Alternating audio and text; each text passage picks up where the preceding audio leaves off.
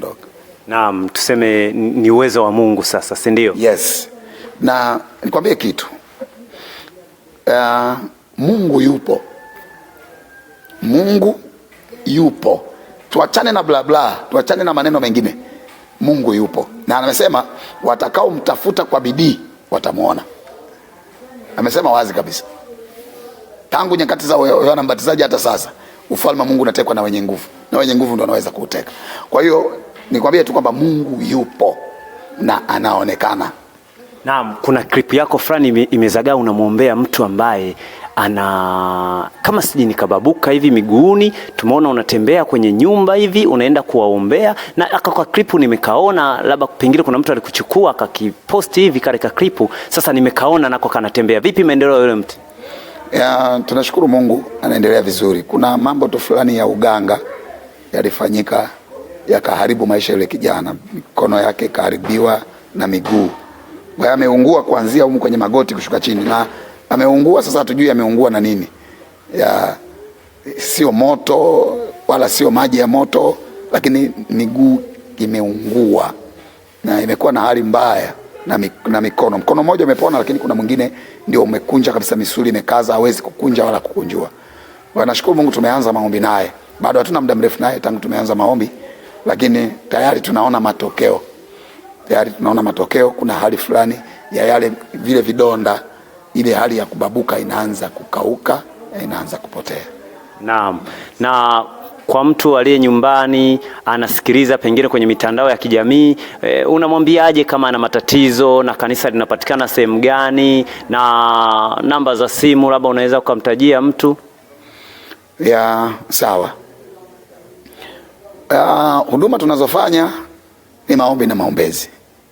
Hiyo huduma tunafanya na tunaombea watu. Na sisi kwenye maombi yetu hatutumii chumvi, hatutumii maji wala kiambatanishi chochote, wala hivyo vinavyoitwa na wenyewe kwamba ni vifaa vya kiroho. Sisi hapa hatuna hata kimoja. Hatutumii kifaa chochote cha kiroho. Sisi hapa kifaa chetu cha kiroho ni jina la Yesu pekee. Na kuhusu mtu kuja kuonana na mtumishi wa Mungu, anatozwa chochote? Hapana. Uzuri kwamba tuko hapa na tunamtumikia Mungu. Kuonana na mchungaji ni siku takribani siku 3 niko hapa naonana na mtu mmoja mmoja. Siku ya Jumanne niko hapa nakutana na watu kuanzia mida ya saa 3 mpaka saa 9, kwa sababu kuanzia saa 10 tunakuwa na ibada ya jioni siku ya Jumanne. Lakini siku ya Jumatano pia kuanzia saa 3 mpaka jioni saa 10, saa 11. Siku ya Alhamisi pia kuanzia Jumatatu kuanzia saa 3 asubuhi mpaka saa 11 jioni na kuweko hapa nakutana na mtu mmoja mmoja.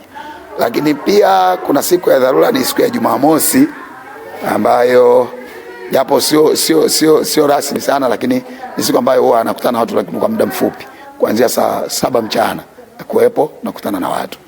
Kwa hiyo nimkaribishe yeyote ambaye anahitaji kukutana na sisi kwa ajili ya maombi, anahitaji kukutana na sisi kwa ajili ya kujifunza, anahitaji kukutana na sisi kwa ajili ya mambo mbalimbali ya usuyo utumishi. Karibu sana. Mahali tupo Chanika Buyuni. Ukitokea Gongo la Mboto au Chanika mwisho, kuna bajaji kutoka Chanika mwisho kuja mpaka Buyuni zinaishia hapo stendi. Lakini pia kuna daladala zinatoka Gongo la Mboto kujia Chanika Buyuni. Kuna daladala zinapakia Ubungo kwenye kituo kile cha mawasiliano kule, zinapakia pale zinakuja Buyuni. Hizo zinasimama hapa zinaishia hapo Buyuni. Ukipanda hizo unashuka Buyuni. Ukishuka pale Buyuni tuna namba zetu za simu. Ukipiga hizo tutakutumia kijana wa bodaboda ambaye atakuchukua kukuleta kanisani. Tunao vijana wetu wanasali hapa ambao wanafanya shughuli za bodaboda pale Buyuni stand. Kwa hiyo kuna namba 2 naomba nikutajie. Namba ya kwanza ni namba ya Voda 0769 67 43 67.